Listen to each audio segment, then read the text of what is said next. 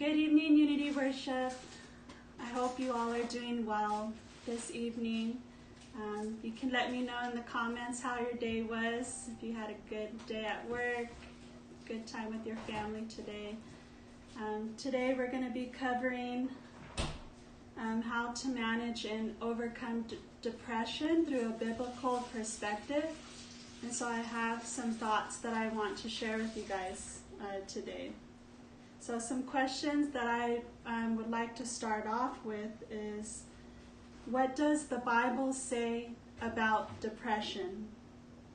How can a Christian overcome depression? And what biblical methods and modern methods should be used when a Christian is dealing with depression? And then I will be going over 3 points to help Christians to overcome depression. So the first thing I want to mention is we need to actually acknowledge that we are experiencing depression. You know, to those of you who have experienced it in the past, you may understand this. To be able to acknowledge that you are actually feeling depressed. So when it comes to depression, there can be a lot of shame for Christians. Many Christians have been taught to be a good Christ follower, which means you are happy and kind all the time, no matter what. If you don't smile, you must not be doing well with the Lord, or so the false narrative goes often in many churches. And I'm not saying that there are churches who preach this. I think really there's that impression that people get oftentimes. And I think it's really important for us who are struggling with depression to really gain an understanding of the church's message on mental health, and to be open to asking, the church their stance on mental health, because I think that would help us to have an open mind and a different perspective.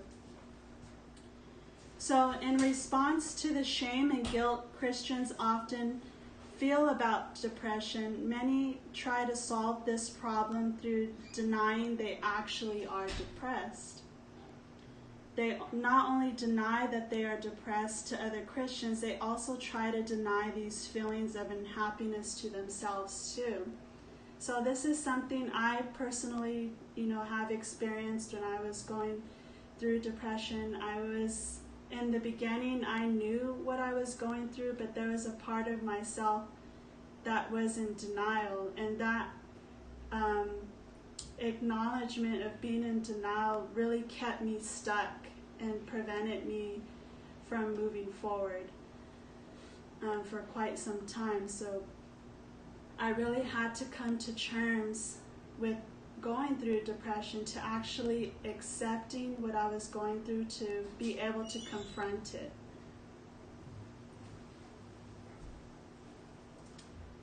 So the first step, therefore, for Christians to overcome depression is to actually acknowledge it.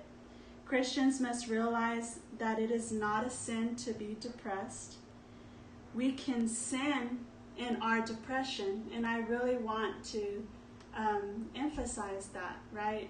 We have all these emotions, like I've stated in the last study that we did last week.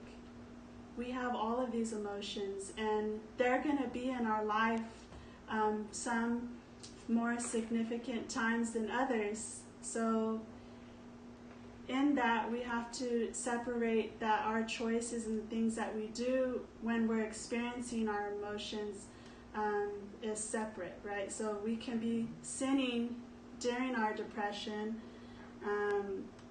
or for those of us that may have at one point suffered from depression biologically, maybe there's some type of chemical imbalance going on and your doctor has diagnosed that, then you're going to realize that it may just be caused just because what's going on in your mind, and there's not actually, you're not actually sinning per se. But I would want to make sure that we can separate. There's a difference between sin and then actually somebody who's going through depression. So we can sin in our depression. We can turn our backs on God because of our depression. And I know that, a lot of people may do that as well. So actions like that would certainly be sinful if we turn our back on God. But feeling depressed is not a sin in itself. Okay, so if we don't acknowledge our true feelings of depression when they are present, we will not be able to rightly ask Jesus to meet us where we're at. So it's really important that we're honest. I mean, God knows everything already. So it's really important that we're honest with ourselves and with God, what we're going through. And I really think that I'm very grateful that God has given me this ability to just be very raw with Him, very open with Him on what it is that I'm going through. And sometimes I have trouble just thinking of what I'm actually going through. But as I, read and search deeper into the scriptures and listen to music or seek counsel, God is able to point me in the right direction. I'm able to learn more about myself and what He's doing in my life. So definitely being honest with yourself and with God, that's part of acknowledging that you're actually dealing with the depression. So I want to refer to Mark chapter 2, verses 16 and 17. In Mark chapter 2, verses 16 and 17, for example, Jesus made it clear to us all that the solution to our problems is never denial. We have to be honest with Christ. So it states here, and the scribes of the Pharisees, when they saw that he was eating with sinners and tax collectors, said to his disciples, "Why does he eat with tax collectors and sinners?" And when Jesus heard it, he said to them, "Those who are well have no need of a physician, but those who are sick. I came not to call the righteous, but sinners." So while this Bible verse does not directly say anything about depression, the principle Jesus is talking about does apply. So if we do not admit to our need for Jesus, we will not be able to have our need met by Jesus.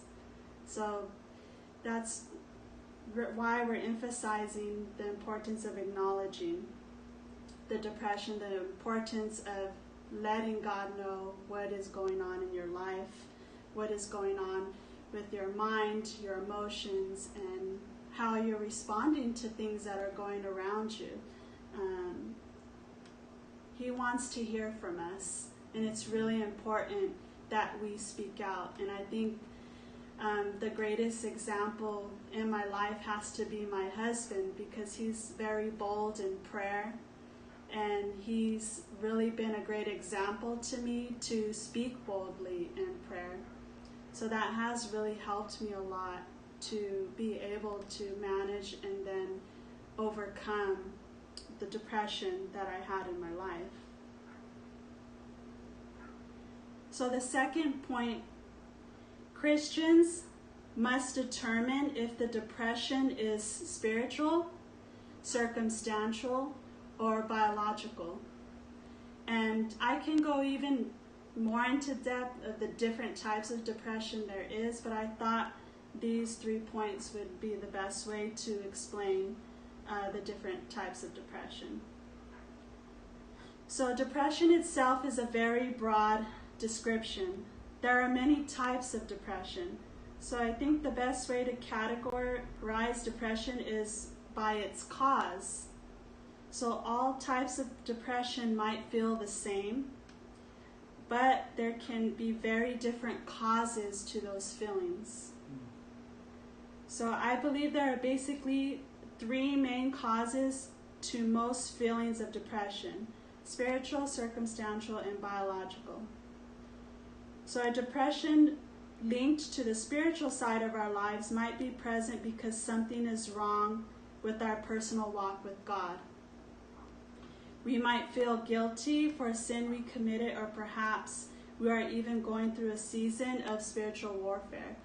And for me, I could relate to this because this is how it was in the beginning when I first started to feel like I was declining mentally, experiencing a lot of depression and anxiety. It was because of a sin that I had committed in my life. It was because I was feeling very guilty and shamed, and I couldn't accept something that I had done that was out of my character. So it was really important for me to, over time, be able to go to God to process this. So for example, when you read, we're going to go into Psalm 32, 1 through 5. You can see how sin can cause us depression, and thus God's grace is the solution that we need. And so right now I'm specifically talking about depression because of a spiritual thing that we're going through. So, blessed is the one whose transgression is forgiven, whose sin is covered. Blessed is the man whom the Lord counts no iniquity, and in whose spirit there is no deceit. For when I kept silent, my bones wasted away through my groaning all day long. For day and night your hand was heavy upon me. My strength was dried up as by the heat of summer. I acknowledged my sin to you, and I did not cover my iniquity. I said, I will confess my transgressions to the Lord, and you forgave the iniquity of my sin. Those verses are so powerful because that's exactly how I felt when I was first going through severe depression. It was like a groaning all day long. It was like a wasting away. I felt very defeated. And so when you're in that place, when you're confronting your sin and going through this depression, in a sense, you're feeling forced in a way to just look at what's actually going on, because nothing else is more important than what you're actually going through. And I think that's when God really shows himself in many different ways to intervene in that situation and really pull out all of the stuff that you put yourself through, all that mess that you put yourself through. So in the spiritual sense, if your depression was caused by a sin in your life, being able to acknowledge that and just go to God about it is the best way to help him to pull out all that you've put yourself through. So, and see that no matter what you've done, he can forgive you and will forgive you. So while our connection with God is the true source of joy, being connected to God by the grace of Jesus does not mean you will never experience any type of depression. So another source of depression can be events and circumstances in our life. And I've experienced this as well. I think I've honestly experienced all these three combined on top of each other because I had a lot of circumstances in my life as well. So when you are sad about something that you should be sad about, this means your heart is working properly. So of course, we know people have experienced loss in their lives. So if a child passes away, for example, a deep depression would be, in a sense, very appropriate because that's someone you dearly love, someone that came out of your womb if you're the mother.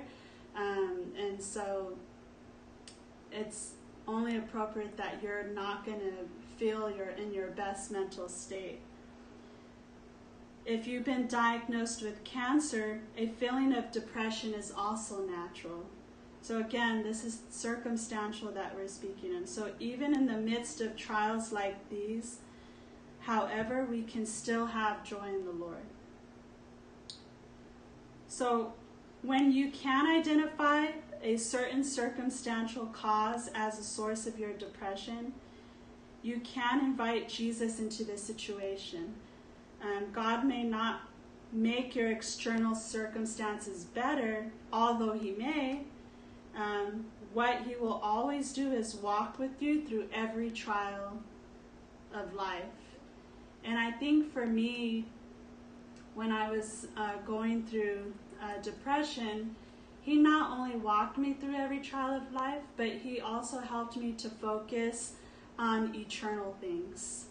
Because it's so easy to, when you're feeling comfortable, when everything's going okay in your life, you feel content, it's so easy to not think about those eternal things, those promises that God has given us to be with him one day, to see our family in heaven one day, or to be focused on doing his work, here on earth. So I think it was during my darkest times that he helped me to focus on my eyes on my true priorities.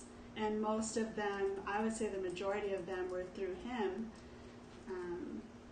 to be that focus. And in a sense, when I thought on eternal things, being kingdom-minded, I felt like all of the problems that I was going through mentally and just around me, those weren't as big anymore. And over time, I was healing more and more. So I think that's a huge plus, and just something I'm grateful for going through that time. So I'm going to refer to Philippians 4:4-7, and this speaks on circumstantial depression. So it says, "Rejoice in the Lord always. Again, I will say rejoice. Let your reasonableness be known to everyone. The Lord is at hand. Do not be anxious about anything, but in everything by prayer and supplication, with thanksgiving, let your requests be made known to God. And the peace of God, which surpasses all understanding, will guard your hearts and your minds in Christ Jesus." So to overcome depression that is related to an event or a certain situation, you must pray about this. I think I even pray for very minor things now, because I feel like my trust has grown so big over time in God that I go to him with almost every single thing, because I know that he's going to help me to make the right decision. Even if God does not answer the prayer that you wanted, he will bring a supernatural peace into your heart through his presence. And I think this is something that I've talked about for the last few times that I've spoken to you all, is that God gives us this supernatural peace, this assurance, the security that we need. And then God is always the true solution to depression. So lastly, depression can also be caused by biological imbalances in our body. So depression as a physical disorder is a topic of study that possibly some churches need to do more work in. And I would even go further to say, as Christians, we need to do more work into learning about not just mental health, but any area that you've come in contact with and you're not too familiar with. So it could be people in addiction, it could be people who've experienced abuse, those who have been sick in their body for long, periods of time. It's always good to gain an understanding, get their view of what's going on in their lives, because as Christians, if we ever happen to come upon someone with a specific challenge, we want God to use this as much as possible. So it's always good to learn about the different things the people of God and people who don't know God go through. So I think the church often may get scared away from talking about mental health and depression based in the body because they feel this undercuts the spiritual solutions to depression, which are only found in the gospel of Jesus Christ. But it is my belief that a biological problem should be addressed with a biological solution, especially if it's something that's going on in your body and you don't know why it's going on. You know, some people feel a certain way and they don't know why they're feeling that way. So it's really important in that sense to seek a professional so you can get some answers. You don't have to, again, commit to anything, but you can definitely explore, you know, okay, what's going on? Why am I feeling this way? So Christians become uneasy, again, because they feel the use of an antidepressant is a lack of relying on God's power. A use of medication could mean this, but it certainly doesn't always mean this. Okay, so again, it's really about that person's situation. You know, for some people, medication is the right choice, and for other people, medication is the wrong choice.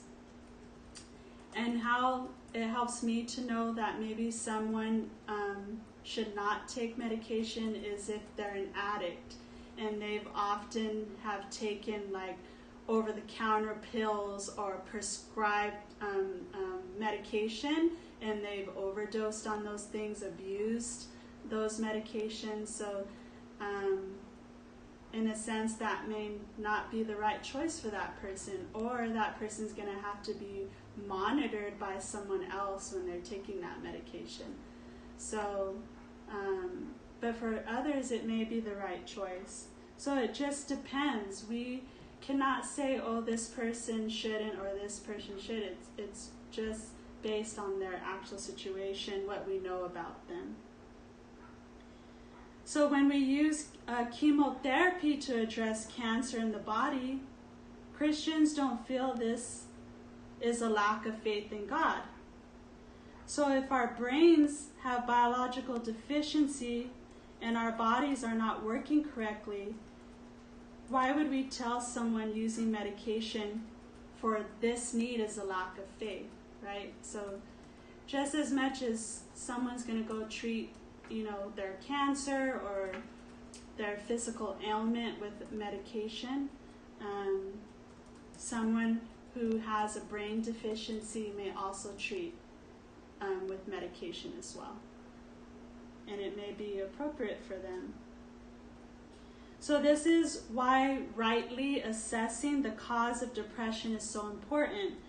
Rather than seeing medication as a lack of faith in God, we should see it as a blessing from God when used properly.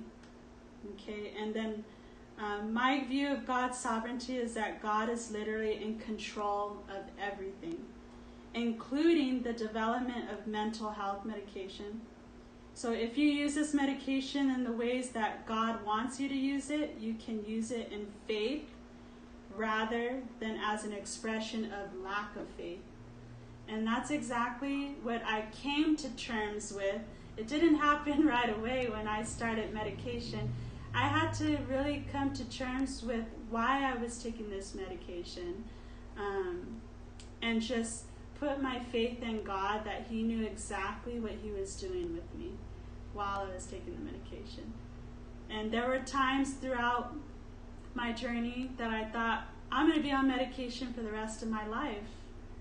But then there were also, when I was starting to feel a lot better and be more productive, I knew that God was going to do something great in my life. And my faith increased, and I just knew, you know what, this may not be forever, but regardless, God's going to receive the glory, and I'm just going to continue to trust and wait in Him.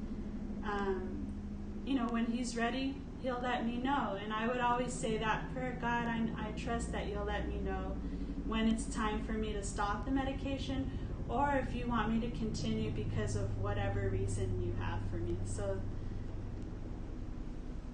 I had to, again, come to that place of acceptance, but also know that I can still operate in faith. So the third point is to find your joy in Christ. I missed this last point, sorry. So, mental health medication is not the answer, and it shouldn't be used for everyone. So this is something that I really stress to, clients that are coming to me with their mental health issues, especially depression, is medication is not the answer. Again, this is one of the tools that you're using to help you to manage and overcome your depression.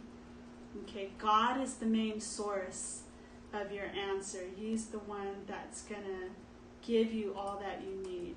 And so He's going to open those doors to other areas that we can continue to trust in Him. And one of those things may be medication.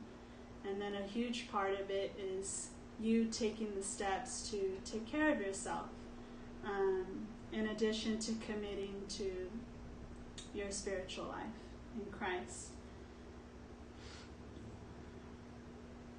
But it is also a tool that can be used for the glory of God when it assists someone to live and act in a way that is glorifying to God. So medication, I think, played a huge impact in my life, because now I'm able to be a testimony to those that may be going through similar situation and let them know, you know what, hey, I was on medication too. It was not an easy process. I had a lot of questions. I was scared. I didn't like the way it made me feel. But when I look back at it, I've seen how much I've grown, and I've seen that I received greater benefit from continuing to trust in God to allow the medication to help me, and not live in fear, not constantly question if this is helping me. I just had to really trust God that He knew exactly what He was doing. So the next point, the third point, find your joy in Christ even when dealing with depression. So how can a Christian overcome depression? While there are many biological, practical, and spiritual things a Christian can do to address depression, the real cure is not the absence of depression, but the presence of the Lord. So this is something that I think, or that I truly believe I've learned throughout my journey, is no matter if I'm experiencing, a lot of emotional challenges, biological challenges, circumstantial challenges, whatever the case, I know that God is always here, and His presence just is so overflowing within me, even in the midst of all that chaos that's around me.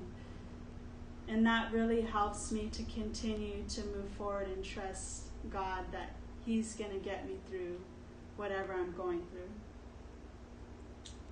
Amen. So the real cure, I really like this, the real cure is not the absence of depression, but the presence of the Lord. So that's really what we're seeking in all of our troubles that we go through. When we're going through depression, dark times, the presence of the Lord is really what we're seeking after, to know that, God is there. So I wish I could tell you that if you follow certain steps, you will forever be cured of depression while you live your life on earth. I can't say that though.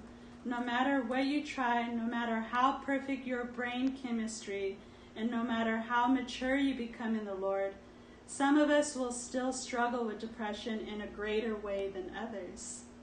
Sometimes depression doesn't go away no matter what you try. So I do believe, if you guys haven't listened to the first message about my testimony, I was diagnosed with major depressive disorder and anxiety. So in the beginning, I believe I went through major depressive disorder. I had all the signs of major depressive disorder.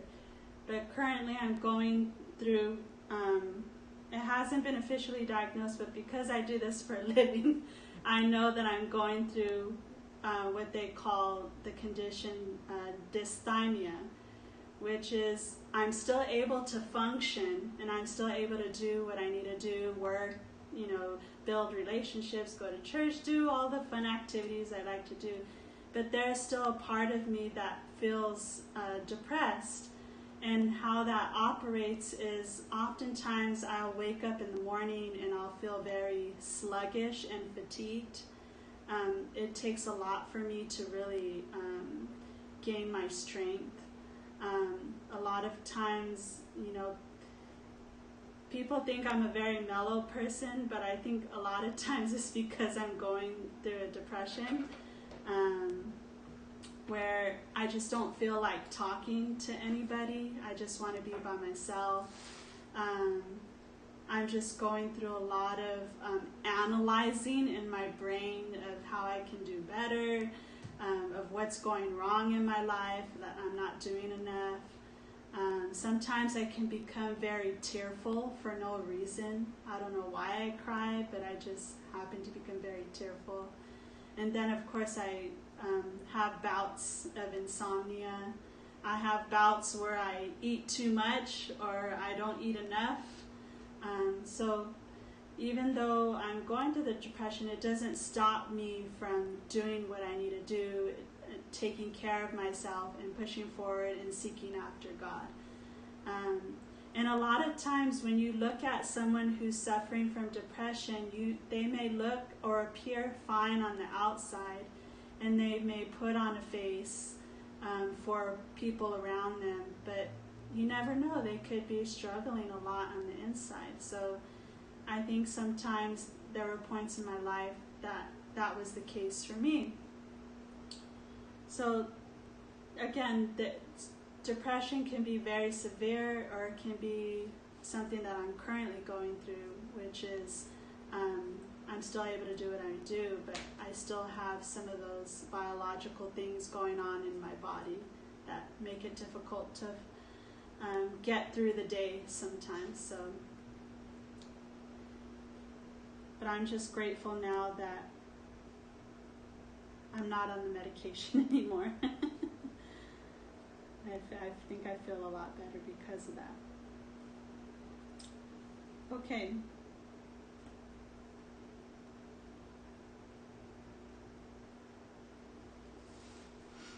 So while I believe depression will usually get better when you address it, we also have to stay realistic.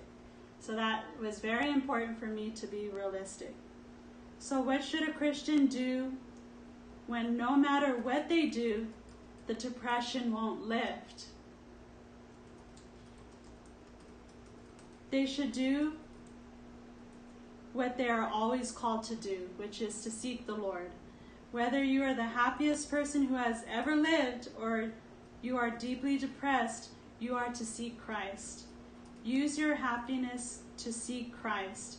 Use your depression to seek Christ.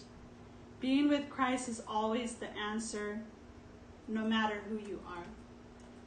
Okay, and so that's something that is hard to do, especially when you're doing well in life, to be able to seek Christ even in the good times. And, seek Him as much as you do, even when you're going through your dark times, and especially depression. So I want to refer to a verse, Psalm 23:4, which states, "Even though I walk through the valley of the shadow of death, I will fear no evil.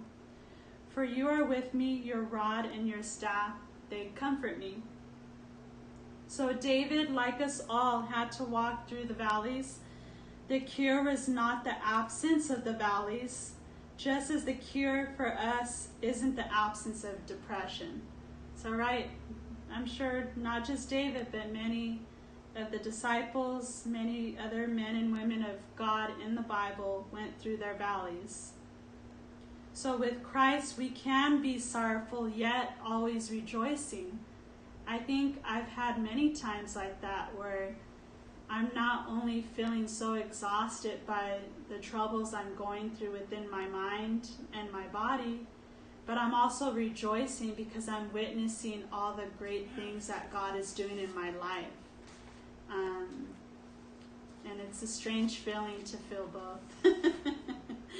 But to witness God do great things in my life is just a testament that He knows exactly why I'm going through what I'm going through.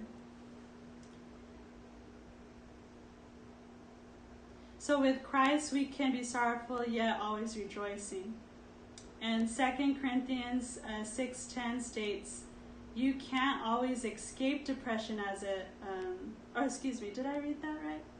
Oh yeah, sorrowful, yet always rejoicing. And they're referencing 2 Corinthians 6:10.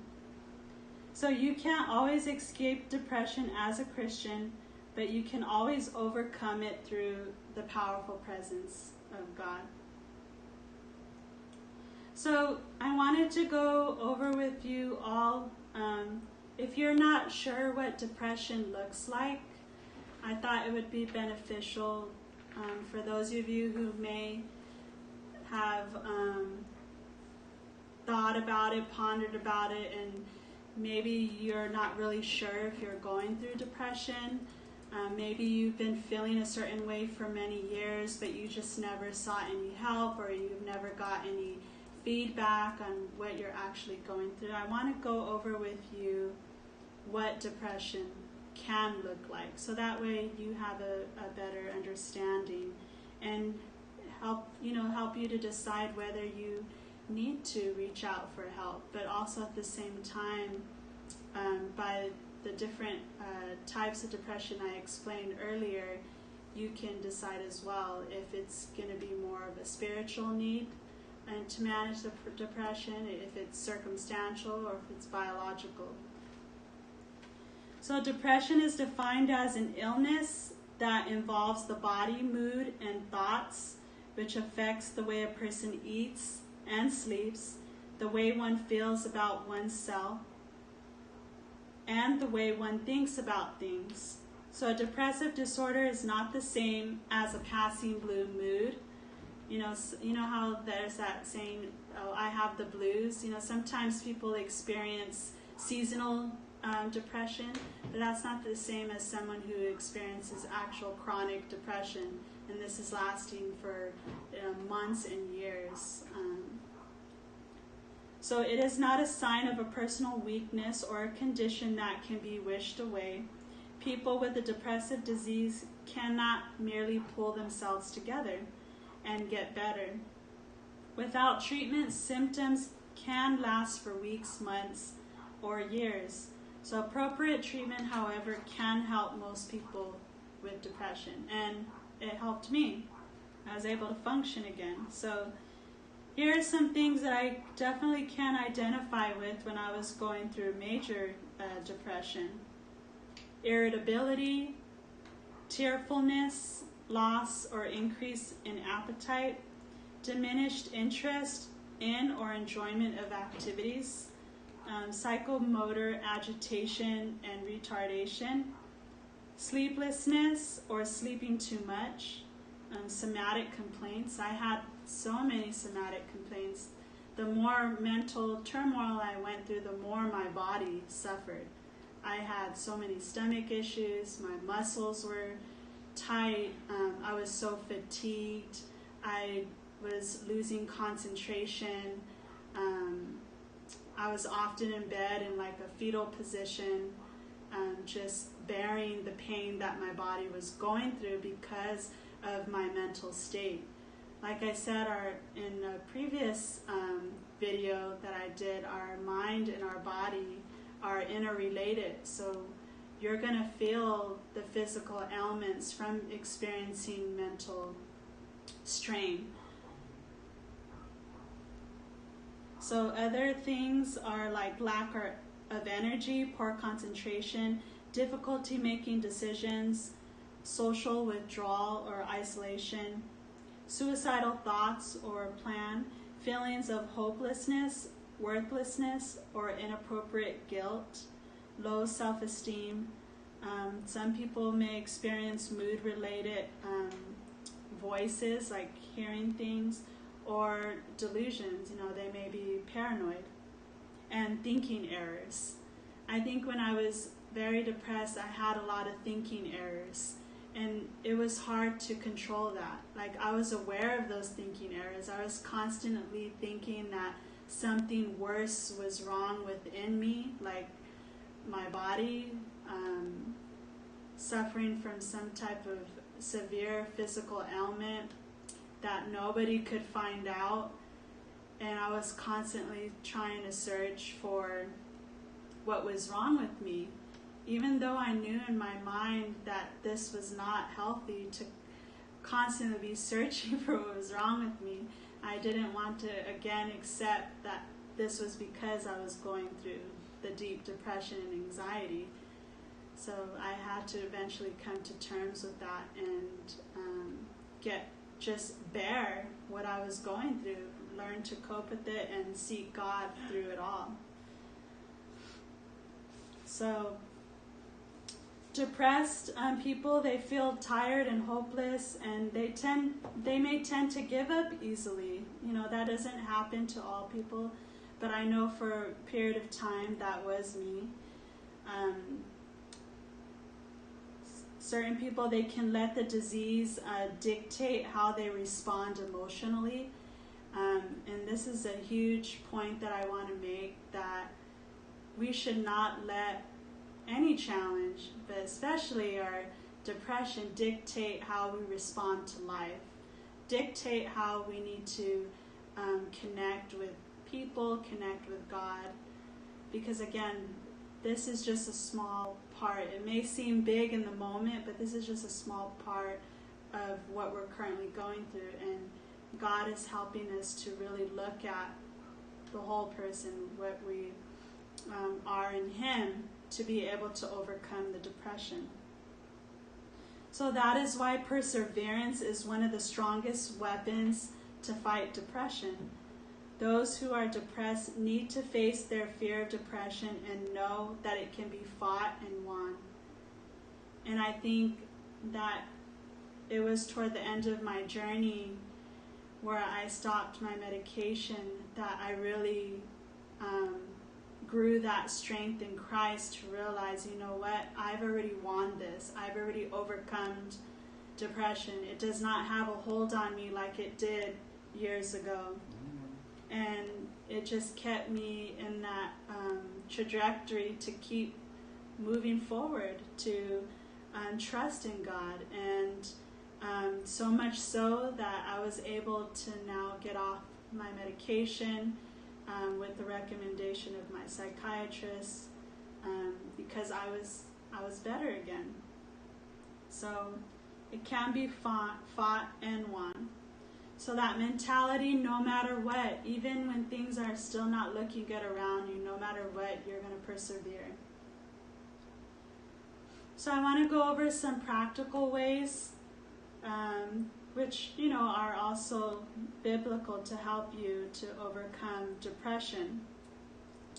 So by meditating on the truths and promises of the Bible, you can begin concentrating on a world that's outside of your depression.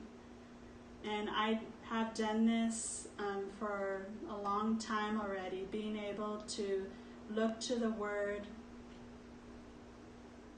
have those truths engraved upon my heart. I know when I was constantly ruminating about what was wrong with me or why I was still feeling this way, I would just grab a verse, a truth in the Bible to help me deal with the anxiety or the depression, or help me to rest. And I would just claim that in my prayers. I would claim it as I was resting in bed. And that really helped me to almost eliminate and even actually eliminate that fear that I was experiencing, or just that complete exhaustion, that why am I still going through this? It's really helpful to meditate on the truths and promises of God. So as with anything else, reading the Bible and prayer probably will feel like an overwhelming task, which a lot of times for me was, and for someone who is depressed. So you can start by setting a realistic goal of reading a chapter a day, whether the desire is there or not. So for me, it wasn't even reading a chapter a day, to be honest. Sometimes that was too hard for me, because if I was so depressed and I was experiencing the sleepless nights, it was so hard for me to focus my eyes on something because they were so tired. In my mind, I would read the sentence over and over and over again, and I was not retaining what I was reading. So what would help me is I would go onto a lot of Bible apps where you can do an audio, or I would listen to podcasts of different preachings, or someone that's like dissecting the Bible. And I felt like if I could hear someone, share the verses in the Bible, preach on, and help me gain greater insight into God through audio version, while I laid there and closed my eyes to rest my heaviness that I was feeling, that helped so much. So for me, and I think what can be helpful for you who's going through depression, is to be realistic in that sense. What can you do? Because sometimes you may say, you know what, I can't read the Bible right now. It's just too hard. I just don't feel like reading it.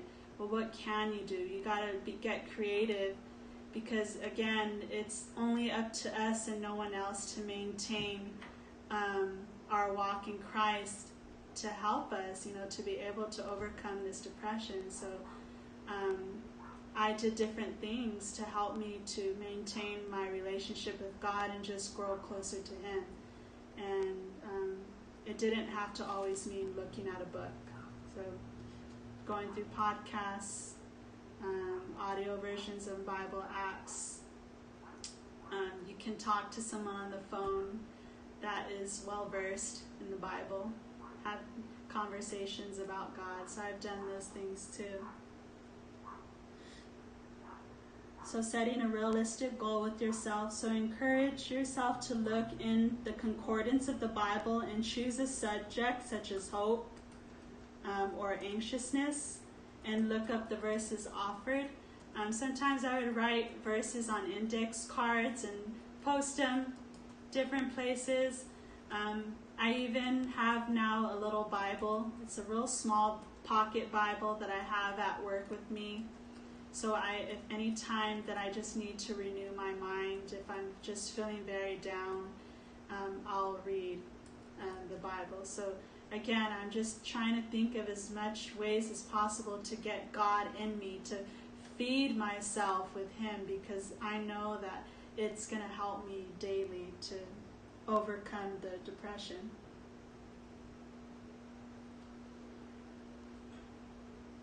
You can also read the verses out loud. I know I've done that too. You can write it down. You can carry it with you. You can ponder it. I know when I'm on my drives, I try to memorize and ponder on the verses, what they mean to me, how I can apply it to my life. That also helped me a lot. Communicating my needs and feelings to God in prayer is very helpful. So again, being honest with where you're at, communicating with God. There's also going to be times where you or someone may encourage you to just simply cry out to God. And I've done that probably even more times, especially when words seem inadequate or you can't articulate yourself. And times when I was just really in a dark space, I honestly didn't know what to say. I didn't even know what God wanted of me. But all I could do is I cry out to him, knowing that he knew what was going on in my heart, my spirit, my mind. And eventually he would help me to see what I needed to do. And that really did help a lot, to be able just to cry out to him. So you can also, communication with people in general can be difficult for those who are depressed. So depression makes people want to be isolated, staying home, and maybe ignoring phone calls. You may even retreat from family members within the home, or prefer to spend much of your time alone. As difficult as communication is when depressed, it should still be encouraged. You still definitely need to reach out, because again, you have to be aware of the barriers that may be causing the depression to escalate. So it's really important that you do the opposite. You just got to really push yourself. And that's what I do every day. So if you have thoughts, feelings, and anxieties with others, it can, or if you share your thoughts, feelings, and anxieties with others, it can lessen the hold of depression and make it easier to manage. So I did this gradually over time. I started to share with more people in my life that I trusted what I was going through. And it really did help me a lot, because you begin to find out what other people are going through, and it's a lot of similar situations. Or you may receive the encouragement you may need in that moment. And sometimes if you've kept things buried in all day for a long time, it's good to just get it out and actually talk about it. And it's a sense of relief when you're able to actually talk about what you're going through.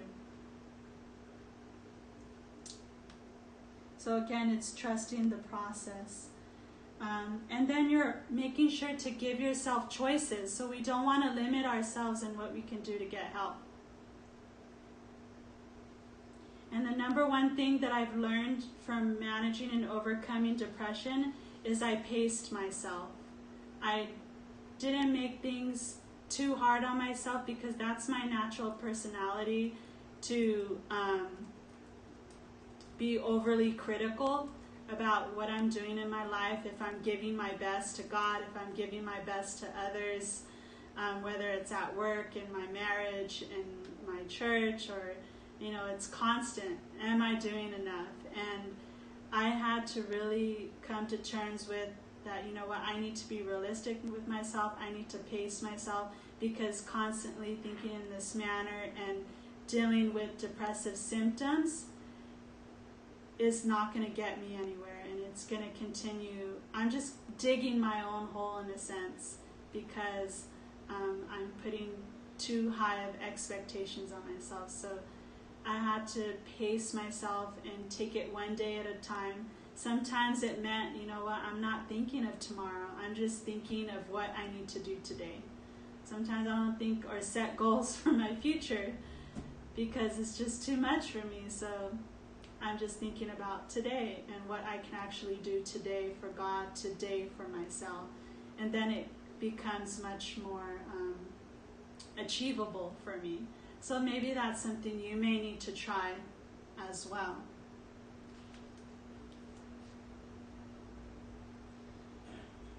And then healing is a product of time when you seek God and you commit to, getting help and taking care of yourself. So again, that healing can come over time. And actually, I believe that's the best way you can get a healing, because you're learning so much about yourself and what you're going through.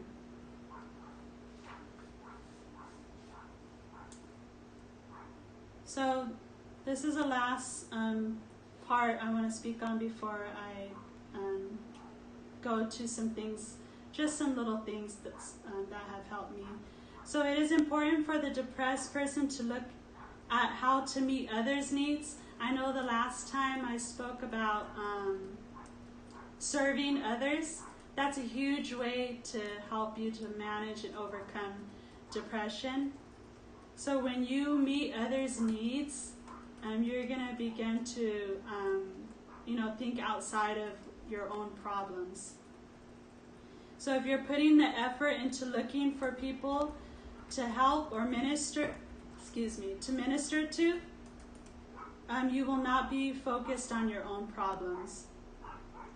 This is very important for the depressed person who becomes internally focused.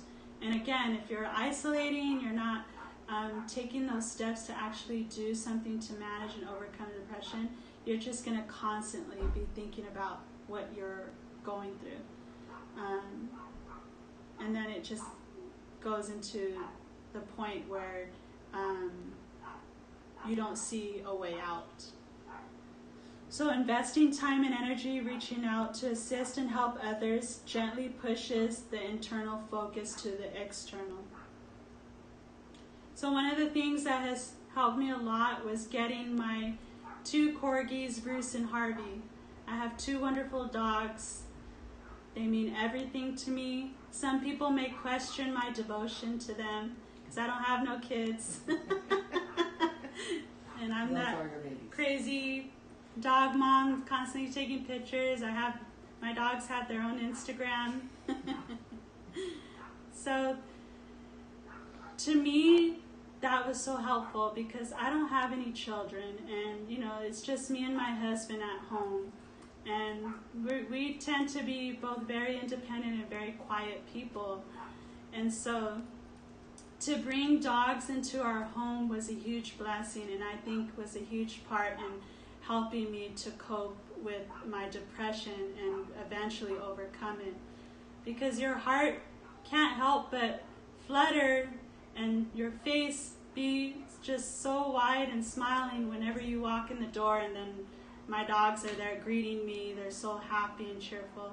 And then to be able to push myself because I know I have to take care of them. So giving them their exercise, making sure that their health needs are met, that they're getting proper nutrition,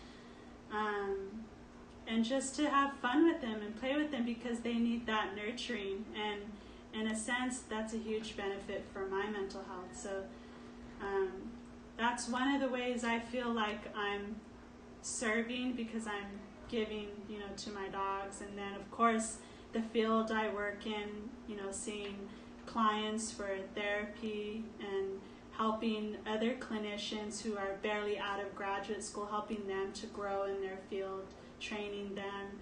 Those are all ways that I love to help. And anything that I can do in my community, I feel helps me so much with my depression. So we want to be open to inviting something into our life to help us to give back and serve others. It's a huge way to help us overcome depression, doing something that is therapeutic. So I know, like, for instance, my sister and her husband AJ, they are avid hikers. And I see these amazing pictures that my sister takes. Wherever she goes, I just am like flabbergasted on God's creation. And I'm sure when she's standing up there after 10 hours, she's had 10-hour hikes, her and her husband. I mean, it could be very strenuous hikes, but I know when every time she gets to that top, she's just there in awe of God's creation. And it's a very spiritual experience for her. So when you're able to implement something like that into your life, in addition to your devotion to God and various other ways, it's going to help you so much with your mental health. And I know for Sister Londi, she does her Zumba. And it started out as something she did for herself, right? And for whatever reason, she knew that it was helpful to her. And now she's doing it to benefit others. And she's helping others on their health journey. So again, it's helping not only her physical health, but her mental health. Because it's a journey that we all have to walk on and find something that works for us, and just adds to what God is already doing, right? To help us to flourish more. So that's really important. So I think I wanted to end the main lesson with there, but I also wanted to share some books that maybe you guys might like, that have helped me through my journey in depression. And I have so many books. I mean, so many books. Probably can give away some, but I'm really glad that me and my husband are readers, and we just love to see what we can pick up. But one of my favorite devotions is by Oswald Chambers. He's one of the most seasoned, and I don't think he's alive anymore, but he's one of the authors that I really love, because his devotions are very insightful and more abstract. I feel it helps you really think on the deeper things of Christ, hence the title, Devotions for a Deeper Life. So if you want to pick up a good devotional, this would be a good one. Devotions for a Deeper Life by Oswald Chambers. And the famous title is My Utmost for His Highest. So it's very kingdom-minded, and it really gets our mind off of ourselves when we're constantly focused on ourselves. So that's a really good one.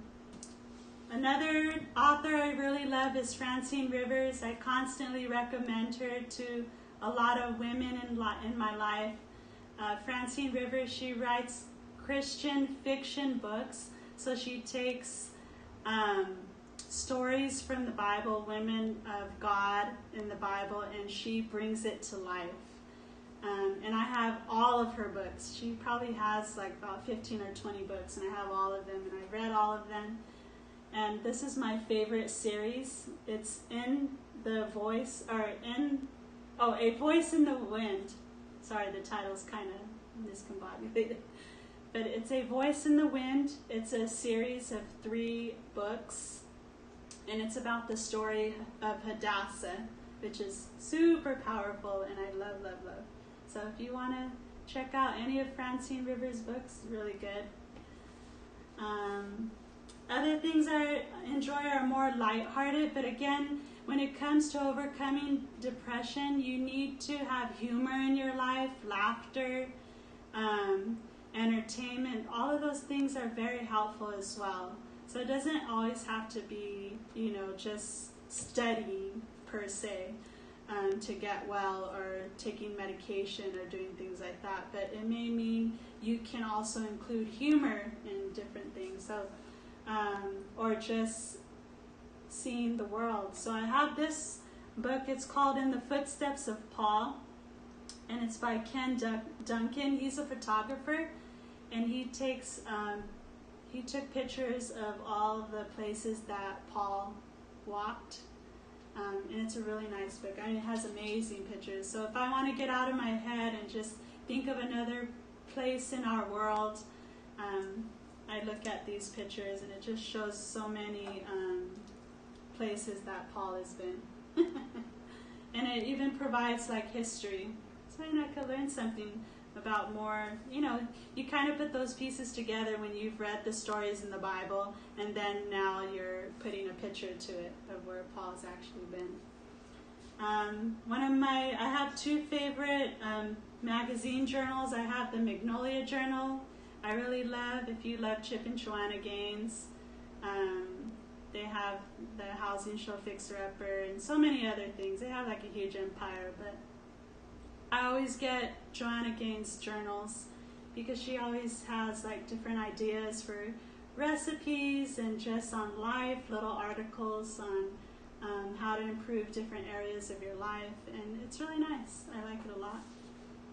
And then I have another magazine journal. It's called Bella Grace. I love this one. It's women from all over the world that write different articles on their experiences in life, journeys they've been on, cultures they've experienced, people they've spoke to, and they're just sharing their love for life. And it's nice to hear other people's experiences, and it has different activities in here for you to do, like journal your thoughts, and it gives you journal prompts in here, and it has beautiful pictures. People who take time to send in their photography, they put out as well in here. So I really like this one. And then just for entertainment purposes, I got this one recently. If you're an Office fan, I love the show. It's kind of a dark humor show, but I'm a huge Office fan, and so they did a spread on the show and all the history behind the scenes about the actors, their personal lives, and it's just a fun read. And again, these are all just different books and journals that I've used to help me to manage and eventually overcome my depression. And I do many other things as well. I love to write. I love to go for walks, spend time with family and friends, and be in the house of God with other brothers and sisters in Christ. So it looks like we have some statements and questions. I'm not sure that first one, if he's referring to the pandemic or his depression that's keeping him. Okay. He didn't specify. So there was one comment and question.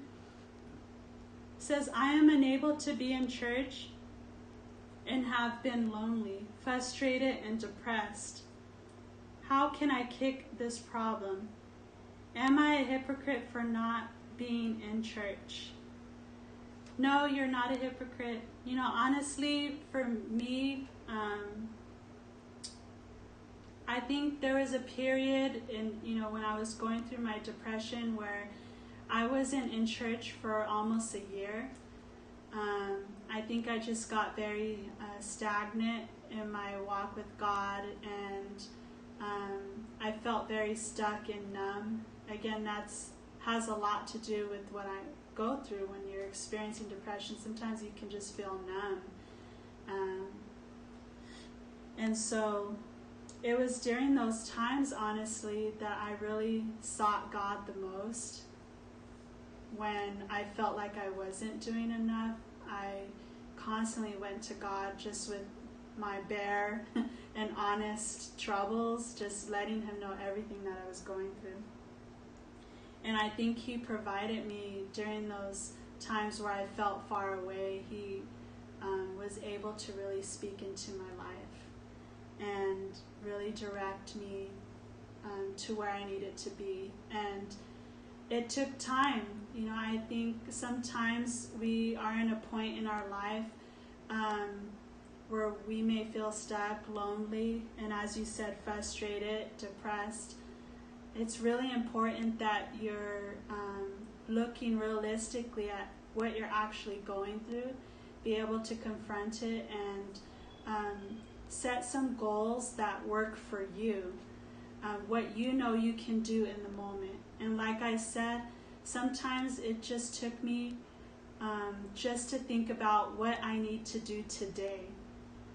I think oftentimes our minds can get very ahead of ourselves and put us in that place where we're always going to be this way, where we're going to be stuck in this situation for a long time, or we're never going to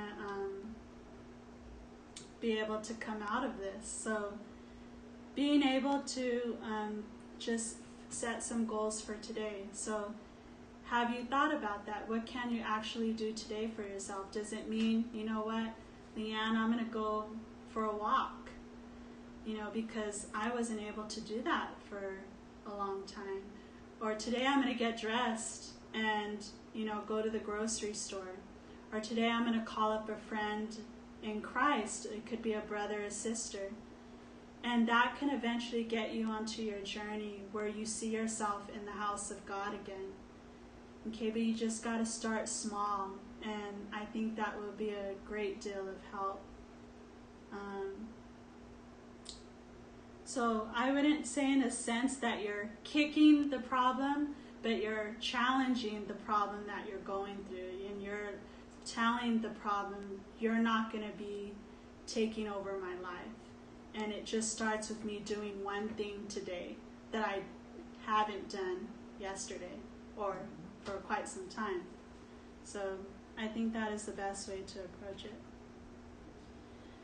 So the next one was, as well as spiritual disciplines, how important are physical workouts such as exercise for depression? Huge help. I'm not the best example, honestly, for this. I go for walks, and I try to be active because of my dogs. They're the ones that push me because they're so energetic. But this is something I have always struggled with personally, to really incorporate routine and discipline and exercise, because yes, exercise is a huge help for our minds, not just our bodies. Again, it's that mind and body connection. Whenever we're exerting ourselves, our hearts get pumping, those chemicals in our brain increase, such as the serotonin, which puts us in a good mood. Dopamine levels increase as well. So we want to be able to incorporate some type of activity. And it's going to be different for everyone, right? Because everyone has different types of physical conditions. Some are in better shape than others. Some can only do certain exercises.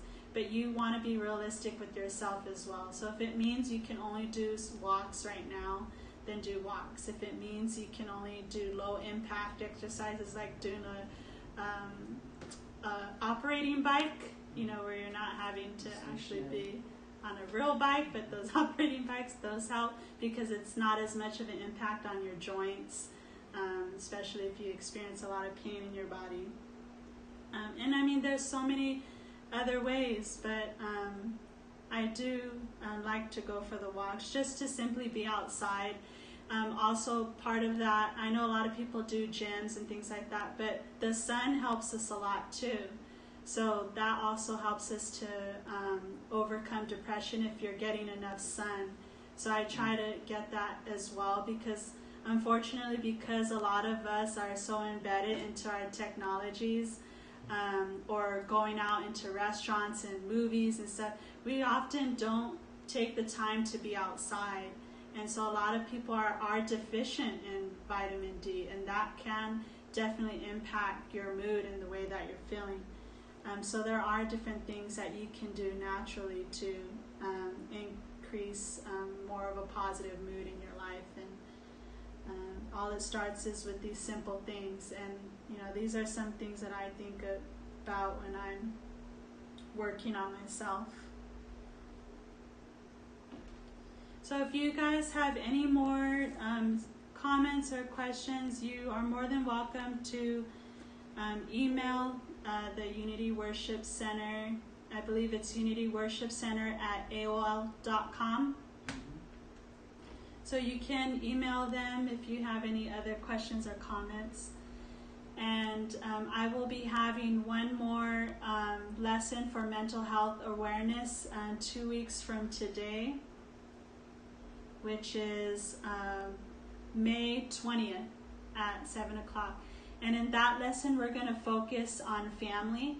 I know there may be a lot of you watching that may have a loved one who's going through a mental health condition, and there's a lot of feeling of helplessness with families. So I want to speak to that and see how I can help you. I have a lot of personal experience as well as just helping families throughout my career. It was nice being able to speak on depression today, and I hope you guys received benefit from this. And if right now you have learned so much about yourself, and maybe you have realized that you may be experiencing depression, please don't be afraid to get the help you need, whatever that looks like. All you need to do is reach out, take that step to getting better, and believe me, it will make a world of a difference. So thank you guys, and God bless you.